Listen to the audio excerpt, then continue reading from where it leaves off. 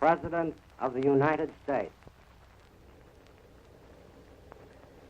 Ladies and gentlemen, I am sitting in the little cabin of the little ship Potomac in the harbor of Fort Lauderdale, Florida, after a day of sunshine out in the Gulf Stream. That I cannot in person attend one of the many Jackson Day dinners, I regret. But it is good that you are again celebrating the memory of a great American leader who believed, fanatically almost, in the principles of a democracy based on the freedom of the ballot box. I try to get away a couple of times a year on these short trips on salt water. In Washington, as you know, the working day of the presidency in these times averages about 15 hours. And even when I go to Hyde Park or to Warm Springs, the White House office, the callers, the visitors, and the telephones all follow me.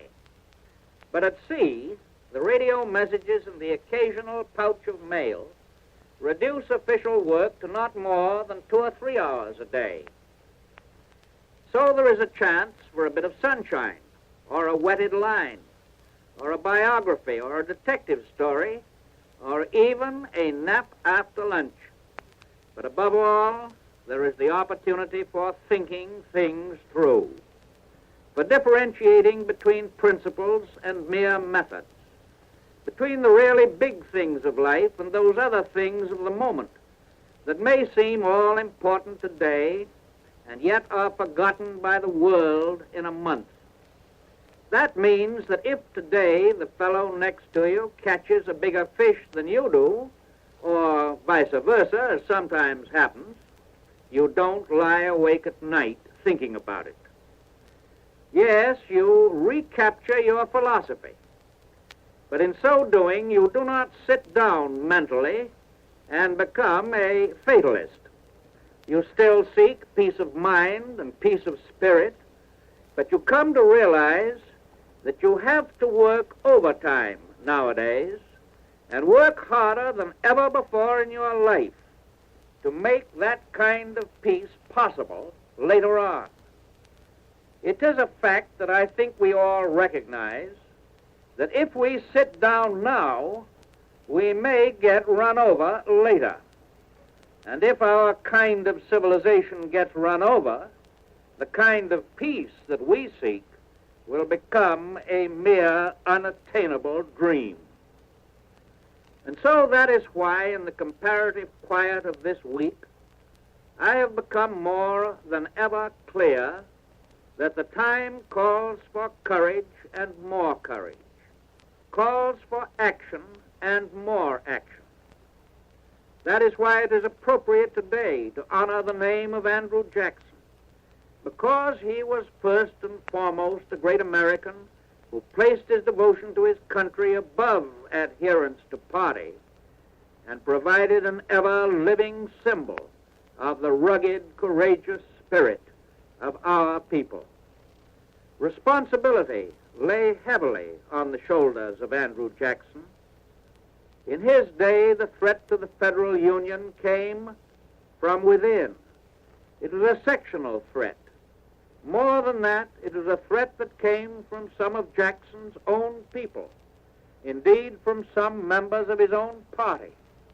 It was inspired by a refusal to recognize the sovereign authority of the United States. And by his actions, Jackson placed himself far above both section and party. In our own day, the threat to our union and to our democracy is not a sectional one. Far from it. It comes from a great part of the world that surrounds us, that draws more tightly around us day by day. Again, to do this job, we Americans, nearly all of us, have risen above any considerations of party politics. Long before Jackson became president, the two-party system of government had become firmly entrenched as a basic principle of American political life.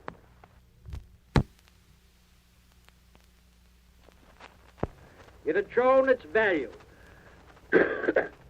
It had shown its value as a method of obtaining free and open discussion of public issues, formulating new policies to meet new conditions, fixing responsibility in affairs of government as an indispensable part of our conception of free elections.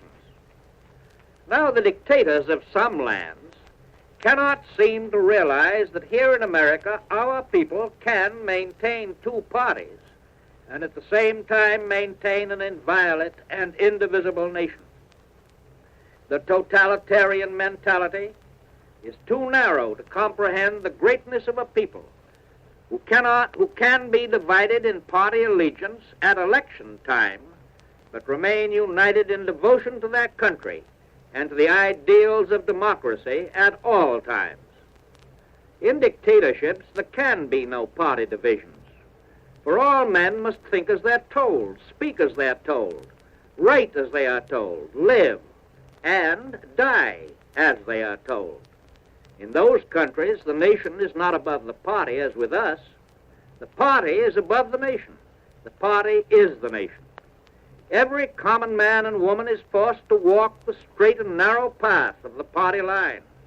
Not strictly speaking, a party line, but rather a line drawn by the dictator himself who owns the party. In our country, disagreements among us are expressed in the polling place. In the dictatorships, disagreements are suppressed in the concentration camp. Last year, we held an American election in which the people, Democrats, Republicans, Independents, and others, by secret ballot and without prodding by the bayonets of storm troopers, voted for their public officers, local and state and national. And we are determined so to act that Americans will go on year after year holding free elections. For all of the great freedoms that form the basis of our American democracy are a part and a parcel of that concept of free elections with free expression of political choice between candidates of political parties. For such elections guarantee that there can be no possibility of stifling freedom of speech, or freedom of the press, or freedom of the air, or freedom of worship.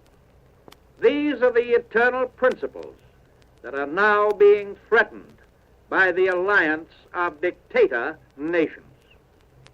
Ours is the responsibility of defending these principles that have come to us as our national heritage. Ours is the responsibility of passing them on, not only intact today, but stronger than ever to all of the generations yet to come.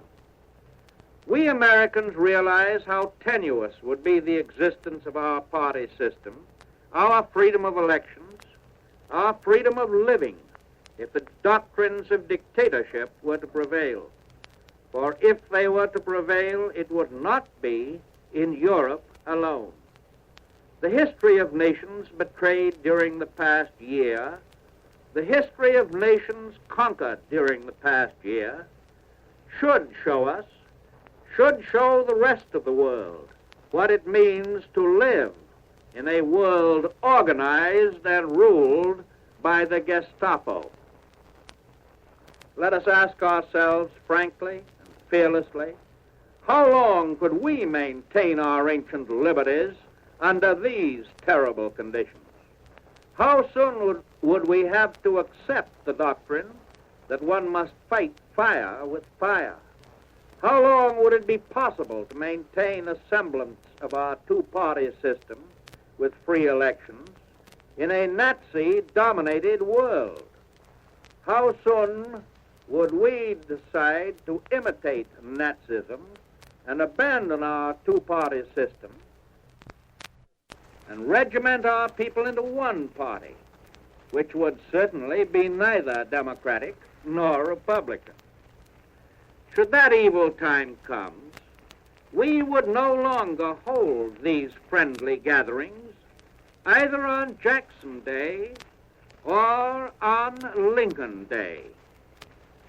We Americans have already weighed these questions carefully and thoughtfully. We Americans have announced our determination that with all our resources and all our power, we shall help those who block the dictators in their march toward domination of the world. The decision we have reached is not a partisan decision. The leader of the Republican Party himself, Mr. Wendell Willkie, in word and in action, is showing what patriotic Americans mean by rising above partisanship and rallying to the common cause.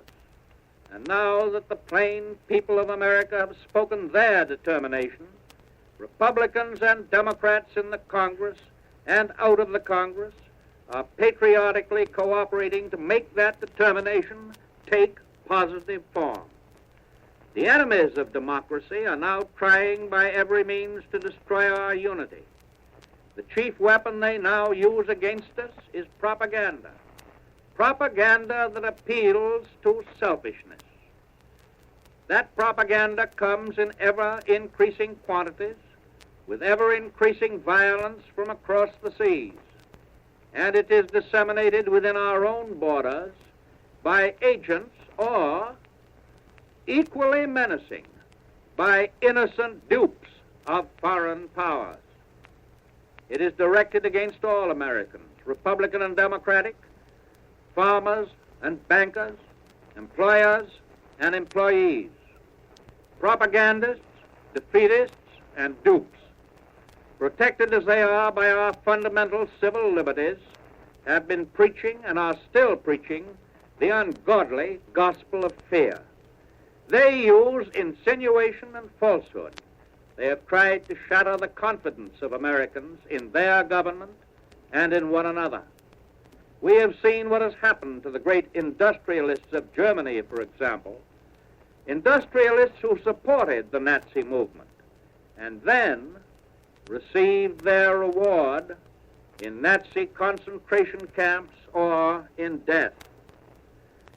We have seen how the workers of France were betrayed by their so-called champions, the communists. But no matter what communist lips have said, their actions have proved that in their hearts they care nothing for the real rights of free labor. The agents of Nazism and those who unwittingly help them are still trying to play both ends against the middle.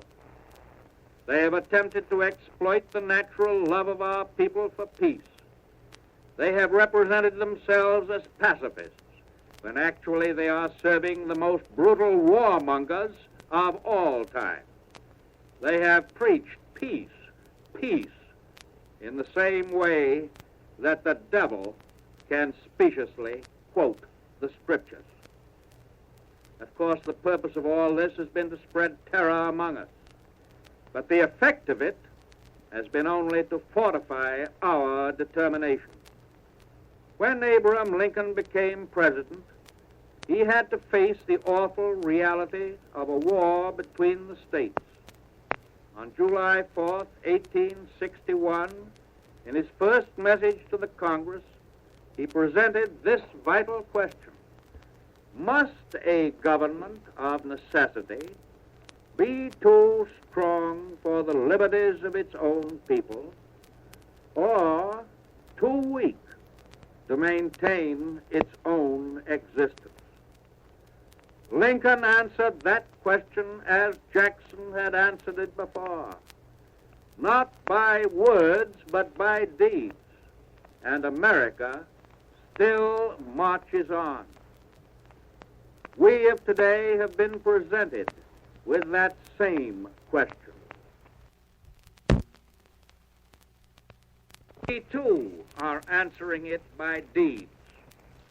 Our well-considered philosophy for the attainment of peace comes not from weakness, but everlastingly from the courage of America.